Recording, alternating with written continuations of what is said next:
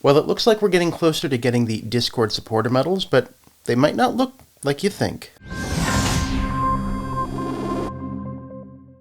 The Holiday 2022 set went live for MetaZoo on Friday, and you could purchase that in two ways. You could purchase a single box, which had the ornament, a corresponding promo, and a pack of 5 cards. Or you could purchase a case, which featured all 5 separate ornaments in the set. The cases will also come with a special promo card for the case, and if you bought a single box, it will be random which ornament you get. And a number of cards have been teased so far, including All I Want for Christmas is Zoo and Christmas Frogman, and we got a hint of what looks like 11 Squonks a Squonking. Could there be a corresponding card for each of the 12 days of Christmas? All I know for sure is that we're going to be getting a bigger set than last year's holiday set, which was 5 cards, and it's unclear at this time if we're going to be expecting second edition cards like we've seen in the past. It's also been confirmed that the holiday boxes should be arriving in the MetaZoo warehouse this week and will be shipping the same day, so it's very likely that you will be receiving these by Christmas. And Mike also dropped a tease of the MetaZoo stockings that we'll be able to purchase. There's no indication when those are going to go live yet, so if you want a stocking, keep an eye on the MetaZoo Marketplace or the Discord for announcements. If you participated in the Great Rug Pull back at the beginning of summer, you're going to be getting the rugs and cards soon. Mike showed us an image of the Jersey Devil promo card for the Jersey Devil rug. It features the same art that is used for the rug design, and the pattern in the holofoil background is a knit pattern, which personally I think is one of the coolest backgrounds that we've seen so far. This is also confirmation that the Jersey Devil rug had a print run of 50 rugs. The only one that was confirmed to have 100 or more was Mothman. So Hodag, Jersey Devil, Loveland Frogman, and Piazza Bird will all have a print run under 100. Could they all be 50? We're going to have to wait to find out. Next week, on December 11th, you can be ready to purchase the PFP card boxes if you hold a PFP. And the last we heard is that for every PFP you hold, you'll be able to purchase 2 boxes. It's unclear if that is still the case for next week, so keep your eye out for those details. We do know that they will be on premium cardstock with 7 different holo patterns, and this is most likely a product that's done in conjunction with Topps, because Topps does have many different types of holo patterns. They have premium cardstock, and it's been hinted at that we should think of these like a Topps Chrome product. And if you'd like to take part in that drop, you just need to own a PFP. You can buy that on OpenSea. There's a link in the description below for that. We also got 2 new native teases this week. The first one here is a boat archer with his tongue out, and it kind of resembles a Ceciddle. And I'd like to give credit to Happy Kitty 05 and Turmentic for figuring out that this is a Winalagalis. I don't have much more details than that on that beastie, so keep an eye on Turmentic's channel or his socials for any further information. The second is this image here of a creature etched into the side of a cliff with water running down through the cracks. And I gotta be honest, this looks very familiar. Geodude. Now, a while back, Mike was doing an interview with, I believe, Argos, and had mentioned Holographic Chocolates. And this was in reference to holographic technology that MetaZoo was looking into at the time. This week, they dropped an image of Holographic Chocolates, so this could either be a hint that we're going to be getting some kind of chocolate product, or that we're getting closer to having these hologram holofoil cards in hand. Could these be chase variants for something in native, for instance?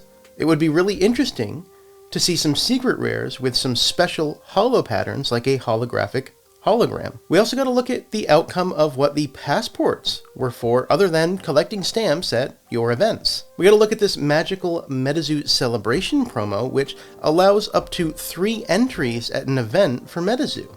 You just need to present the card and you can get in. Now, the details are unclear at this time on how to actually receive this promo. How are you going to prove that you have the passport that you need to then be able to get the promo? And we also don't even know exactly how many stamps or what stamps you need to be able to redeem the promo. But what we do know is that this is definitely related to the blue passports that were originally given out at Roswell and some of the other conventions. Now, not everybody was able to attend Roswell, so I'm really hoping that the Roswell stamps either count separately or don't count at all towards this promo, but only time will tell. Either way, I do think that this is a great way to reward those who were going out to the conventions, who were traveling long distances to be able to support MetaZoo and allow them to get into future events for free.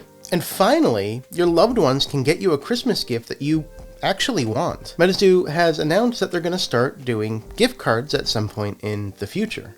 And my suggestion would be to use these gift cards on special drops that you can only get on MetaZoo Marketplace and support your LGS or favorite partners for core set products or widely available products. And we had a MetaZoo staff birthday this week. This week was Poncho's birthday on Friday. And everybody should know who Poncho is. He's one of the longest running artists for MetaZoo. He's been here basically since the beginning. So Poncho, if you're watching, I hope you had a wonderful birthday and thank you for everything that you do with MetaZoo. Who am I kidding? Poncho doesn't watch this channel. We got a look this week at our first in the flesh Genesis NFT card. This sewer alligator here is serialized out of 25. So we know that they are going to be serialized. They're going to be maxed out at the number of Genesis NFTs that are available for the given beastie. And it has a wonderful holofoil pattern, which you can slightly make out some 8-bit art in the holofoil. And the important thing to note here is that it's in the cellophane sleeve, which means that we're likely really close to be able to redeem our Genesis NFT cards. So if you held one of the Neo Genesis NFTs at the snapshot date, be ready for an announcement on that soon. MetaZoo gave us a look at the costume contest promo for the October costume contest.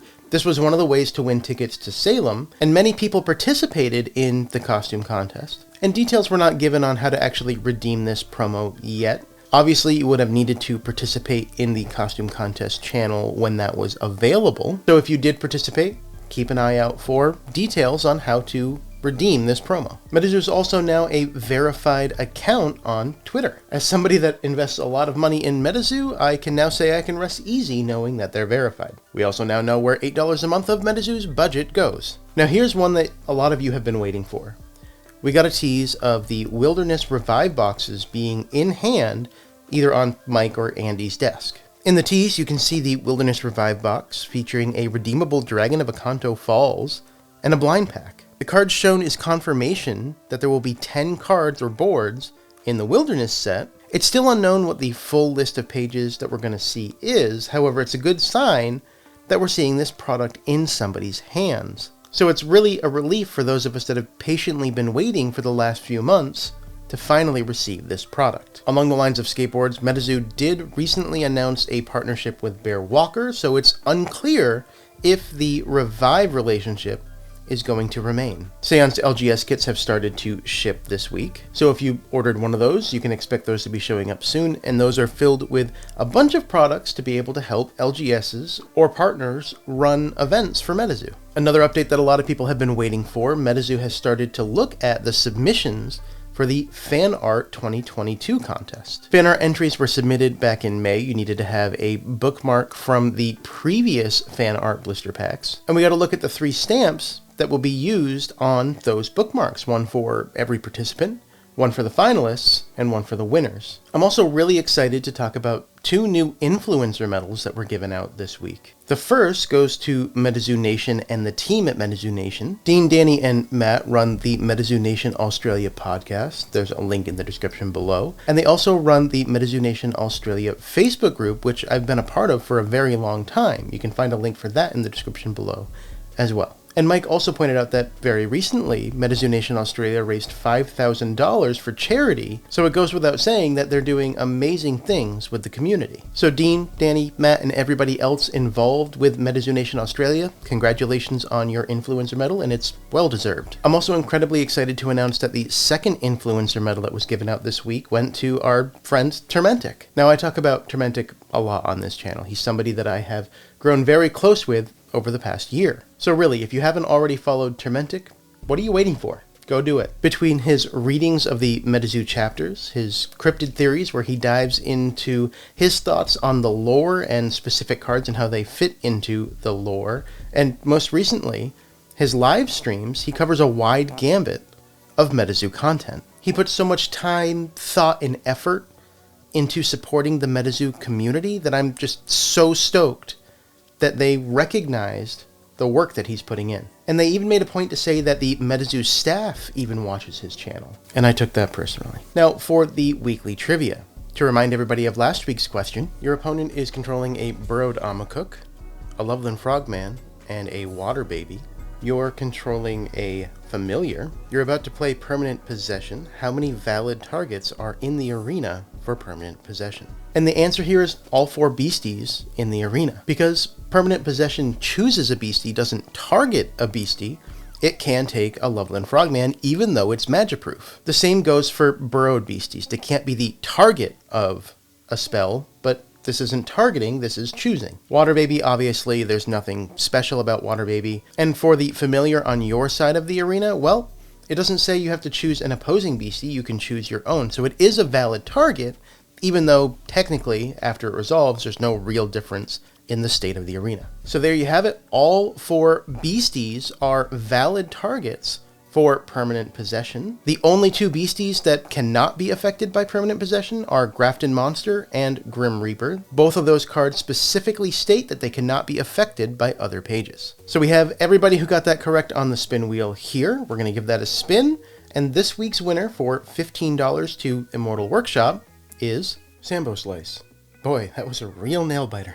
Congratulations on winning the trivia. And for this week's question, there is no question. I'm going to take a week off next week, so there will be no update next week because I'm working on a big end-of-year project. So just simply comment below, and when we do the next weekly update, I'll give a gift card away to somebody that commented below. And for the top story this week, we finally got a look at what the Discord supporter medals are going to look like.